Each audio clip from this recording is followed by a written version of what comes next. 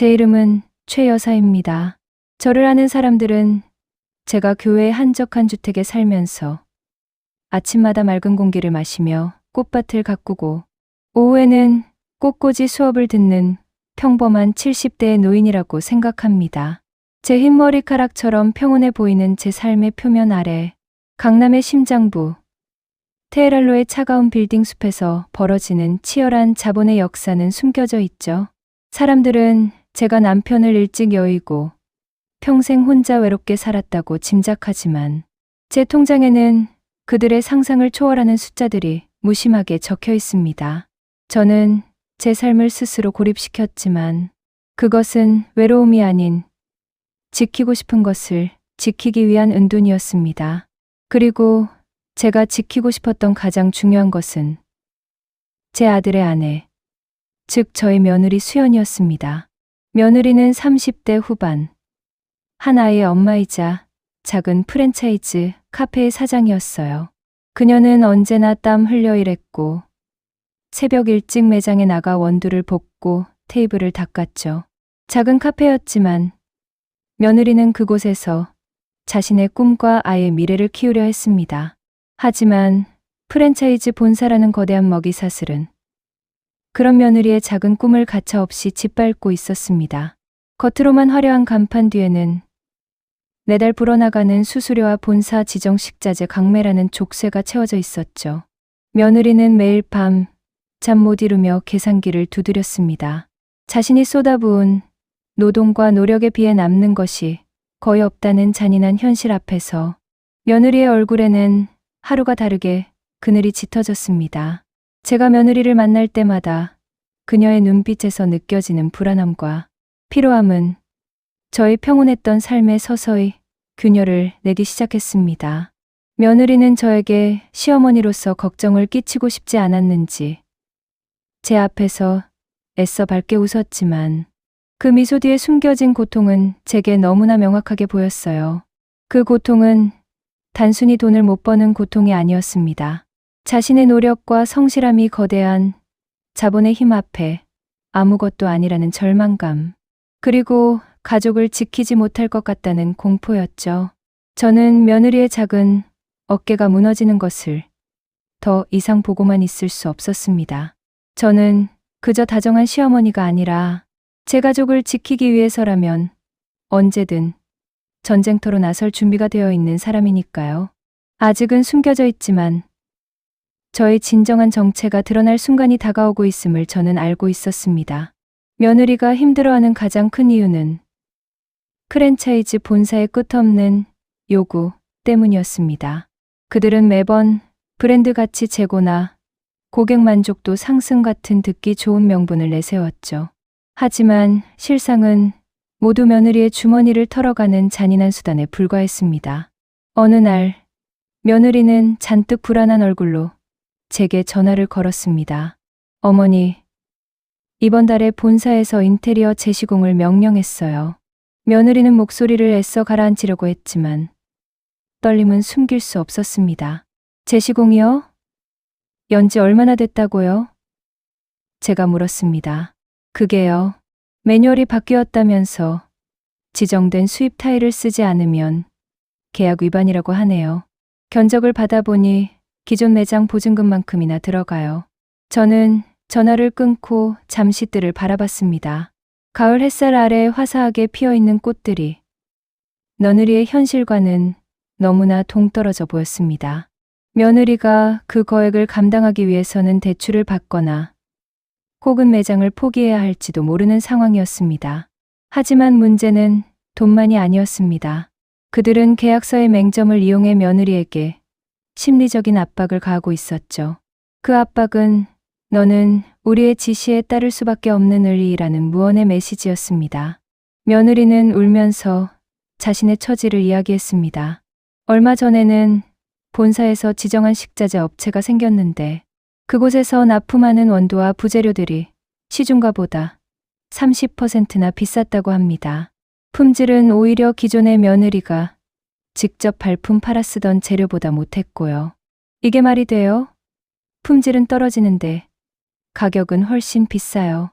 이거 정말 해도 너무한 거 아닌가요?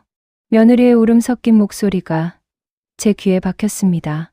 저는 제 삶을 스스로 선택했고 그 선택에 후회는 없었습니다. 하지만 제 가족의 삶이 타인에 의해 강제되고 부당하게 짓밟히는 것은 용납할 수 없었습니다. 저는 며느리에게 일단 마음을 진정시키라고 말한 후 조용히 책상 서랍을 열었습니다. 서랍 안에는 먼지가 약간 쌓인 가족 다이어리가 있었습니다.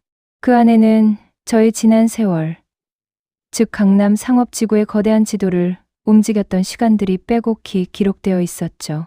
저는 며느리의 프랜차이즈 본사 이름이 무엇인지 물어봤고 며느리는 조그맣게 상호명을 알려주었습니다. 저는 그 이름을 나지막이 중얼거리며 다이어리의 페이지를 넘겼습니다. 그리고는 마치 오래된 퍼즐 조각을 맞추듯 그 프랜차이즈 본사가 정확히 어떤 건물에 몇 층에 입주해 있는지 확인했습니다. 차가운 종이에 적힌 건물의 주소가 며느리의 눈물만큼이나 서늘하게 느껴졌습니다. 저는 며느리의 작은 어려움이 이제 저의 문제가 되었음을 깨달았습니다. 그리고 그들의 부당함에 대해 그들이 가장 아프게 느낄 수 있는 방법으로 대응할 준비를 시작했습니다. 며칠 후 며느리에게 가장 끔찍한 일이 벌어졌습니다. 프랜차이즈 본사에서 악명 높은 담당자인 김 과장이 매장에 직접 찾아온 것이죠. 김 과장은 30대 후반으로 보였는데 몸에 딱 맞는 값비싼 수트를 입고 있었지만 그가 뿜어내는 오만함과 무례함은 며느리의 작은 카페 공간을 차갑게 채웠습니다. 저는 며느리가 나중에 울면서 들려준 그날의 상황을 상상만 해도 피가 거꾸로 솟았습니다. 김 과장은 며느리가 열심히 만든 커피를 한 모금 마시더니 노골적으로 얼굴을 찌푸렸습니다. 이게 지금 고객 만족을 위한 최선의 맛입니까? 이러니 매출이 안 나오죠. 사장님, 그의 말은 며느리의 노력 자체를 비웃는 조롱이었습니다. 며느리는 애써 평정심을 유지하며 인테리어 재시공 문제와 식자재 가격 문제에 대해 조심스럽게 건의했습니다. 과장님, 재시공은 저희에게 너무 큰 부담이고요. 그리고 지정 식자재 가격이 며느리의 말이 채 끝나기도 전에 김 과장은 테이블을 손가락으로 툭툭 치며 말을 잘랐습니다. 부담이요? 사장님, 돈이 없으면 이 사업을 시작하지 말았어야죠. 그의 목소리가 조금 커지자 매장 안에 있던 손님들이 모두 며느리와 김 과장을 쳐다봤습니다. 며느리의 얼굴은 수치심과 분노로 새빨갛게 달아올랐습니다. 김 과장은 그 시선을 즐기기라도 하는 듯 더 큰 소리로 며느리를 몰아붙였습니다. 돈도 못 쓰면서 장사하겠다고요? 우리 브랜드는 사장님들, 개인의 궁핍함까지 책임져 줄 만큼 한가하지 않습니다. 사장님은 그저 본사의 지시를 따를 뿐이에요. 아시겠어요? 그의 말은 공적인 대화가 아니라 권력을 가진 자가 약자를 길들이는 노골적인 갑질이었습니다. 며느리는 그 자리에서 무너져 내릴 것 같은 굴욕감을 느꼈습니다. 그녀는 눈물을 참기 위해 입술을 꽉 깨물었고 온몸이 미세하게 떨리는 것을 느꼈다고 했습니다. 김 과장은 마지막으로 재시공 계약서와 새 식자재 발주서를 던지듯 테이블 위에 올려놓고는 며느리의 상처 입은 얼굴을 한번 힐끗 보고 매장을 유유히 빠져나갔습니다. 며느리는 김 과장이 사라진 후에도 한참 동안이나 카운터 뒤에 숨어 흐느꼈다고 합니다. 그것은 단순히 장사가 힘들어서가 아니라 한 인간으로서 겪는 모멸감과 무력감 때문이었죠. 며느리의 남편, 즉 제 아들이 이 사실을 알았지만 그는 본사의 거대함 앞에서 어떻게 대처해야 할지 몰라 좌절했습니다. 며느리는 결국 제게 전화를 걸어 모든 것을 털어놓았고 그녀의 목소리는 완전히 짓눌려 있었습니다. 저는 그날 밤 잠을 이룰 수가 없었습니다. 제 가족을 향한 그 오만함과 폭력성이 저의 오랜 평온을 깨뜨렸습니다. 저는 그들의 갑질이 가난을 조롱하고 노력을 멸시하는 행위임을 알았기에 더 이상 방관할 수 없었습니다. 저는 그 순간부터 평범한 시어머니가 아닌 숨겨진 큰손으로서의 저의 역할을 되찾기로 결심했습니다. 김 과장에게는 그 오만함에 상응하는 대가를 치르게 해줘야 했으니까요. 그들은 노인을 그리고 권력이 없는 자를 우습게 여겼습니다. 그것이 그들의 가장 치명적인 오산이었죠. 며느리의 고통을 듣고 난 다음날 아침, 저는 조용히 프랜차이즈 본사 고객센터로 전화를 걸었습니다. 저는 제 신분을 밝히지 않고 그저 피해 점주의 시어머니라고만 소개했습니다. 저는 차분하고 논리적인 어조로 김 과장의 무례한 언행과 부당한 계약 변경 요구에 대해 항의했습니다. 며느리가 밤낮 없이 노력해서 매장을 운영하는데 본사 직원이 인격적인 모욕을 주는 것은 도저히 이해할 수 없습니다. 상식적인 선에서 사과와 재발 방지 약속을 요구합니다. 제 목소리는 분명하고 또렷했지만 상담원은 제 말을 건성으로 듣는 듯했어요. 잠시 후 상담원은 제 항의 내용을 김 과장에게 전달했는지 곧바로 김 과장에게서 저에게 전화가 걸려왔습니다. 김 과장은 전화를 받자마자 낮은 목소리로 비아냥거렸습니다. 어르신, 지금 장난하십니까? 바쁜데 노인네의 유난에 대응할 시간 없습니다. 저는 순간 숨이 턱 막혔지만 침착함을 유지했습니다. 과장님, 저는 어르신이 아니라 피해 점주의 가족입니다. 저는 귀사의 부당한 행위에 대해 제가 말을 채 끝내기도 전에 김 과장의 목소리가 격앙되었습니다. 아니, 유난이시네 정말. 그 집안은 온 가족이 달라붙어서 뭘 해달라는 겁니까? 사장님이 돈도 못 벌고 힘든 건 저희 사정이 아니라 사장님 실력 문제죠. 그런데 노인네가 뭘 안다고 젊은 사람들 일에 끼어들어요? 저희 규정대로 하는 겁니다. 그는 저를 완전히 아무것도 모르는 유난스러운 노인네로 치부했습니다. 법적으로나 상식적으로나 문제가 없으니까 이런 식으로 유세 떨지 마시고 다음부터는 이런 걸로 전화하지 마세요. 바쁘니까. 뚝. 그는 일방적으로 전화를 끊어버렸습니다.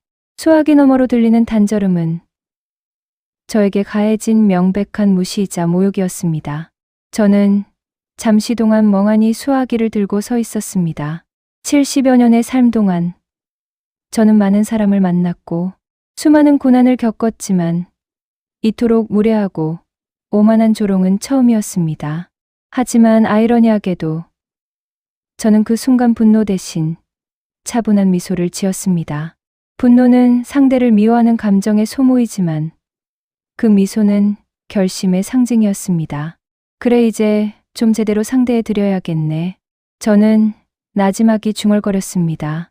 이 순간 저는 더 이상 다정한 시어머니가 아니었습니다. 저는 수십 년간 차가운 자본의 세계에서 수많은 계약서를 검토하고 수많은 사람을 해고했으며 수많은 빌딩의 주인을 바꿨던 금융계의 냉혹한 실세로 돌아왔습니다. 저는 제 서재로 들어가 벽에 걸린 고풍스러운 그림 뒤에 숨겨진 금고를 열었습니다. 금고 안에는 수많은 서류 파일들과 제가 가장 아끼는 만년필이 들어있었습니다. 저는 그중 가장 두꺼운 파일을 꺼냈는데 파일의 표지에는 티타워라고 적혀 있었죠. 바로 김 과장의 프랜차이즈 본사가 입주해 있는 그 거대 빌딩의 이름이었습니다. 이 순간 저는 김 과장에게 그가 누구와 싸우고 있는지, 그가 저지른 가장 큰 실수가 무엇인지 알려줄 준비가 끝났습니다. 저는 티타워 파일과 몇 년 전 제가 매입했던 다른 건물들의 임대 계약서를 조용히 검토하기 시작했습니다. 제가 며느리의 프랜차이즈 본사 상호명을 듣고 그들의 입주 건물을 확인했을 때 그들의 본사가 제가 수년 전 절세 목적으로 설립한 유령 회사 명의로 소유하고 있던 바로 그 빌딩의 가장 좋은 층에 입주해 있다는 사실을 알게 되었죠. 수연의 프랜차이즈 본사 건물은 저희 소유였습니다. 김 과장은 자신이 매일 아침 출근하는 건물의 실제 주인이 방금 전 자신이 노인네라고 조롱했던 그 할머니라는 사실을 꿈에도 몰랐을 겁니다. 저는 외부에 제 이름이 드러나는 것을 극도로 꺼렸기에 그 빌딩의 관리나 임대차 계약은 모두 저의 오랜 비서이자 법무팀장인 박 변호사를 통해 처리해왔습니다. 박 변호사에게 전화를 걸었습니다. 박 변호사, 강남 티타워 15층. C 프랜차이즈 말입니다. 그들 계약서 전체를 지금 당장 나에게 가져오세요. 제 목소리는 낮았지만 수십 년간 수많은 기업을 다뤄온 경험에서 나오는 냉철한 권위가 담겨 있었습니다. 박 변호사는 제 명령에 늘 그렇듯 아무것도 묻지 않고 신속하게 움직였습니다. 오후가 되기 전에 박 변호사는 저의 교회 주택으로 직접 찾아왔습니다. 그는 저를 보자마자 고개를 숙이며 깊이 인사했습니다. 회장님, 오랜만입니다. C 프랜차이즈 계약서입니다. 임대 기간은 아직 2년 남아 있고요. 회장님이라는 단어가 제 거실에 울려 퍼졌습니다. 그렇습니다. 저는 단순한 건물주가 아니었습니다. 저는 금융계와 부동산 시장에 숨겨진 큰손이자 수많은 법무법인과 자산운용사를 뒤에서 지휘하는 은퇴한 회장이었습니다. 하지만 저는 박 변호사에게 그 누구에게도 이 사실을 발설하지 말 것을 신신당부했고, 심지어 제 아들이나 며느리도 저의 진짜 재력이나 배경에 대해 알지 못했습니다. 저는 철저히 평범함 속에 저를 감추어왔습니다. 하지만 이제 김 과장이 저에게 가한 모욕과 며느리에게 가한 부당함은 저를 은둔해서 끌어냈습니다. 저는 계약서에 임차인의 도덕적 의무 및 평판, 훼손 금지 조항 부분을 꼼꼼히 읽었습니다. 그리고 박 변호사에게 단호하게 지시했습니다. 임대, 계약 즉시 해지 통보서 작성을 준비하세요. 사유는 입주사의 비도덕적 영업 행태로 인한 건물주의 평판 및 자산 가치 훼손. 그리고 이 통보서에는 내 이름이 아닌 건물 소유 법인 명의로 나가도록 하세요.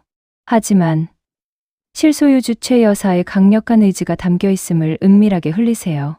박 변호사는 잠시 놀란 표정을 지었지만 이내 제 의중을 파악했습니다. 알겠습니다, 회장님. 즉시 집행하겠습니다. C 프랜차이즈는 갑자기 건물을 비우게 되면 사업 자체가 마비될 겁니다. 엄청난 위기가 될 겁니다. 저는 커피잔을 들고 창밖의 뜰을 바라보았습니다. 며느리는 지금도 김 과장의 협박에 시달리며 다음 달 인테리어 재시공 비용을 걱정하고 있을 겁니다. 하지만 그녀는 모릅니다. 그녀를 괴롭히는 그들의 머리 위로 이미 거대한 철퇴가 내려지고 있다는 것을요. 그들의 오만함이 초래한 이 사태에 대해 그 누구도 저에게 따질 자격은 없었습니다. 그들이 먼저 제 가족을 건드렸으니까요. 제가 박 변호사를 통해 임대 계약, 해지 절차를 밟는 동안에도 프랜차이즈 본사의 오만함은 사그라지지 않았습니다.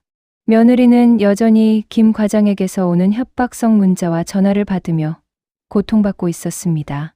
김 과장은 며느리에게 제 시공 계약서에 서명할 것을 강요했습니다. 사장님, 어제 그 유난 떨던 시어머니 덕분에 본사가 얼마나 바쁜 줄 아세요? 쓸데없는 짓 하지 마시고 그냥 저희가 시키는 대로 하세요. 저희한테 대들어봤자 결국 손해보는 건 사장님 혼자예요. 어디다 하소연해도 아무 소용없습니다. 김 과장은 며느리의 매장 계약 해지 조항까지 들먹이며 위협했습니다. 며느리는 제게 전화를 걸어 어머니, 제가 그냥 요구대로 다 해주는 게 나을까요? 도저히 버틸 수가 없어요라며 눈물을 쏟았습니다. 저는 며느리의 목소리에서 느껴지는 절망감에 가슴이 찢어졌습니다. 저는 며느리에게 단호하게 말했습니다. 수연아, 절대로 그들이 시키는 대로 하지 마라. 그들이 너에게 고통을 주는 것은 내가 약자이기 때문이야. 하지만 너는 혼자가 아니란다.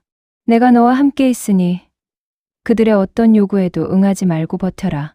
하지만 며느리는 제가 평범한 시어머니라고 생각했기에 저의 말에 잠시 위안을 얻었을 뿐 근본적인 해결책이 될 거라고는 생각하지 못했습니다. 며느리 입장에서는 거대한 본사와 홀로 싸우는 것이나 마찬가지였으니까요. 한편 박 변호사는 저의 지시에 따라 티처벌 관리팀을 통해 C 프랜차이즈 본사 측에 1차 경고 통보를 보냈습니다. 내용은 임차인의 도덕적 의무 위반 관련 시정 요구였습니다. 하지만 본사 측은 이를 대수롭지 않게 여겼습니다. 그들은 이 건물이 거대 법인의 소유라는 것만 알 뿐, 그 법인의 뒤에 저라는 실세가 있다는 것은 상상조차 하지 못했죠. 본사 사장은 관리팀에 별 쓸데없는 소리 다 한다. 무시하고 넘어가라고 지시했고, 김 과장은 이 경고, 통보를 며느리에게 보여주며 비웃기까지 했습니다. 보세요, 사장님. 본사가 이 정도로 단단합니다. 시어머니가 아무리 유난을 떨어도 저희는 꿈쩍도 안 해요. 그러니까 제 말대로 하시는 게 좋아요. 그들의 오만함은 하늘을 찔렀습니다. 저는 박 변호사로부터 그들의 오만한 반응을 전해 들었을 때 더 이상 시간을 끌 필요가 없다고 판단했습니다. 저는 며느리의 고통을 하루라도 빨리 끝내주고 싶었고, 그들의 오만함에 대한 대가를 즉시 치르게 해주고 싶었습니다. 저는 박 변호사에게 최종 통보서 발송을 명령했습니다. 계약 해지 통보서, 그들의 심장을 멈추게 할 서류 말입니다. 그들이 자신들의 오만함이 초래한 결과가 무엇인지 깨닫게 될 순간이 다가오고 있었습니다. 가장 안전하다고 믿었던 땅이 한순간에 발밑에서 꺼지는 경험. 그것이 바로 자본이 가하는 가장 잔인한 심판입니다. 다음 날 아침, 프랜차이즈 본사 사무실은 평소와 다름없이 분주했습니다. 김 과장은 여전히 거드름을 피우며 부하 직원들에게 지시를 내리고 있었고, 본사 사장은 다음 주 투자 유치를 위한 회의 준비에 몰두하고 있었죠. 바로 그때 우편물을 배달하는 직원이 중요한 등기 우편을 들고 사장실로 찾아왔습니다. 티타월 건물관리법인 명의로 온 서류였습니다. 사장은 대수롭지 않게 서류를 뜯었습니다. 하지만 서류의 첫 줄을 읽는 순간 사장의 얼굴은 순식간에 잿빛으로 변했습니다. 그것은 바로 임대 계약 즉시 해지 통보서였습니다. 사유는 입주사의 비도덕적 영업 행태로 인한 건물 가치 및 소유자 평판 훼손. 사장은 믿을 수 없어 떨리는 손으로 통보서를 다시 읽었습니다. 계약 해지 통보와 동시에 60일 이내에 건물 전체를 비울 것을 요구하는 내용이었습니다. 본사 사장과 임원들은 패닉에 빠졌습니다. 단지 한 점주와의 사소한 마찰 때문에 건물을 비우라니? 말도 안 되는 일이었습니다. 이 거대한 빌딩을 60일 안에 비우는 것은 사실상 사업 전체를 포기하라는 의미였습니다. 직원 수백 명이 하루아침에 길거리로 나앉게 생겼고, 주식시장에도 심각한 타격을 입힐 것이 자명했습니다. 사장은 당장관리법인 대표에게 전화를 걸었지만 그들에게 돌아온 대답은 냉혹했습니다. 이번 해지는 건물 실소유주의 강력한 의지가 반영된 것입니다. 사소한 문제가 아니라 임차인의 도덕적 해이가 용납할 수 없는 수준이라는 판단입니다. 그제야 사장은 이 문제가 단순한 임대차 관계가 아니라 그 이면에 거대한 권위가 움직이고 있음을 깨달았습니다. 사장은 미친 듯이 이 사태를 초래한 장본인을 찾아 나섰습니다. 그리고 잠시 후 사장은 김 과장이 한 여성, 점주와 그 시어머니에게 행했던 갑질과 모욕적인 언사를 보고받았습니다. 사장은 머리가 터질 것 같았습니다.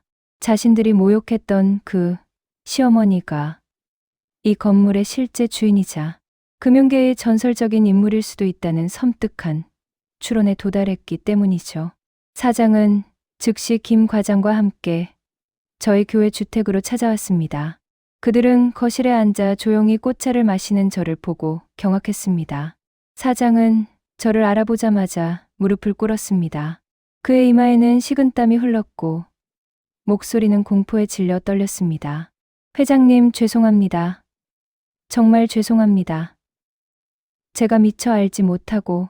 김 과장은 그제야 자신이 노인네라고 조롱했던 그분이 자신들의 생명줄을 쥐고 있는 건물의 회장님이라는 사실을 깨닫고 얼굴이 하얗게 질렸습니다. 그는 다리가 풀려 주저앉았고 그의 오만했던 눈빛은 두려움으로 가득 찼습니다. 저는 자리에서 일어나 그들을 내려다보았습니다. 제 목소리는 낮았지만 모든 권위를 담고 있었습니다. 당신들이 내 가족에게 무슨 짓을 했는지 당신들은 알고 있습니까? 저는 사장에게 단호하게 요구했습니다. 첫째, 며느리 매장의 불공정 계약을 전면 철회하고 부당하게 요구했던 모든 금액을 즉시 변제하세요. 둘째, 당신들의 강요식 계약 강식을 즉시 중단하고 재발 방지책을 서면으로 약속하세요. 그리고 마지막으로 이 모든 사태를 초래한 김 과장을 즉시 해고하십시오. 사장은 떨리는 손으로 즉시 김 과장의 해고 서류를 작성했습니다. 김 과장은 저를 올려다보았지만 저는 그의 눈빛을 피하지 않았습니다. 앞으로 이런 인간들 내 건물에선 절대 못 보게 해요. 내 사람을 건드리는 자들에게는 용서란 없습니다. 저의 단호한 한마디가 모든 것을 압도했고 김 과장은 참교육의 냉혹한 대가 앞에서 완전히 무너져 내렸습니다. 진정한 권위는 소유에서 나오는 것이 아니라 그 권위를 누구를 위해 사용하느냐에서 나옵니다. 모든 것이 하루아침에 정리되었습니다. 프랜차이즈 본사 사장은 시어머니의 요구사항을 100% 수용하고 며느리 수연에게 가장 유리한 조건으로 계약을 전면 수정했습니다. 부당하게 요구했던 인테리어 비용이나 식자재 차액 등 모든 금액은 며느리의 통장으로 즉시 입금되었고 김 과장은 즉시 해고되어 본사에서 쫓겨났습니다. 며느리는 이 모든 일이 어떻게 순식간에 해결되었는지 이해할 수 없었습니다. 본사 사장이 직접 매장에 찾아와 무릎 꿇고 사과하는 모습을 보면서도 그녀는 꿈을 꾸는 것 같았죠. 저는 며느리를 조용히 집으로 불렀습니다. 며느리는 아직도 눈이 충혈되어 있었지만 이전의 절망감은 사라지고 안도감과 혼란스러움이 뒤섞인 표정이었습니다. 어머니, 정말 감사드려요. 그런데 도대체 어떻게 본사 사장이 저에게 그렇게 굽실거릴 수가 있는 거죠? 어머니가 혹시 그분에게 큰 도움을 주셨나요? 며느리는 제가 아는 한도 내에서 상상할 수 있는 가장 큰 이유를 추측하고 있었습니다. 저는 며느리의 손을 잡았습니다. 그녀의 손은 고생의 흔적으로 거칠어져 있었지만 따뜻했습니다. 수연아, 너는 너의 노력과 성실함으로 충분히 대접받고 존중받을 자격이 있는 사람이야. 그런데 그들이 너를 괴롭힌 것은 내가 약해서가 아니라 그들이 오만해서였단다. 저는 제 진짜 정체를 굳이 구체적으로 설명하지 않았습니다. 저의 정체가 며느리에게 부담이 되는 것을 원치 않았으니까요. 하지만 저는 며느리에게 가장 중요한 진실을 이야기해주고 싶었습니다. 나는 평생을 돈과 권력을 다루는 일에 썼단다. 하지만 그 모든 부부와 힘은 바로 너와 우리 가족을 지키기 위한 방패였어. 내 가족을 건드리면 그땐 내가 나설 때지. 저의 단호하고도 깊은 애정이 담긴 그 한마디에 며느리는 비로소 모든 상황을 깨달은 듯 눈물을 터뜨렸습니다. 그것은 공포의 눈물이 아니라 든든한 보호막을 얻었다는 안도와 감동의 눈물이었습니다. 며느리는 저를 껴안았고 저는 그 작은 어깨를 토닥여 주었습니다. 며칠 후 저는 며느리에게 한 가지 선물을 했습니다. 그것은 바로 티타월, 인근에 있던 작은 상가, 건물 한 채의 증여 서류였습니다. 이제 이 건물에서 내가 하고 싶은 카페를 마음껏 해보렴. 너는 더 이상 그들의 프랜차이즈에 얽매일 필요가 없다. 내가 바로 이 공간의 주인이니까. 며느리는 서류를 보고 할 말을 잃었습니다. 그녀는 단순히 부당함에서 벗어난 것이 아니라 경제적 독립과 완전한 자유를 얻게 된 것이었죠. 며느리는 프랜차이즈 간판을 떼고 자신의 이름을 건 새로운 카페를 열었습니다. 그녀는 이제 누구의 눈치도 보지 않고 자신이 원하는 대로 커피를 만들고 손님을 대했습니다. 저는 며느리의 밝게 빛나는 모습을 보며 생각했습니다. 제가 평생 쌓아 올린 모든 재산과 권력은 단 하나의 목적을 가지고 있었습니다. 그것은 바로 사랑하는 사람들의 평온한 삶이었습니다. 그리고 저는 그 목적을 성공적으로 이루어냈습니다. 저는 다시 교회의 집으로 돌아와 꽃밭을 가꾸고 조용히 꽃꽂이를 했습니다. 여전히 사람들은 저를 평범하고 다정한 시어머니로만 알았지만 저는 알고 있었습니다. 제가 제 가족을 위해 거대한 자본의 심장부를 흔들었던 그 결단이야말로 제 인생에서 가장 찬란하고 뜨거운 순간이었다는 것을요. 두 사람 사이에는 이전보다 더욱 따뜻하고 굳건한 연대감이 자리 잡았으며 이들의 이야기는 은밀하게 강남 상권을 돌며 노인을 함부로 건드리지 말라는 교훈을 남겼습니다.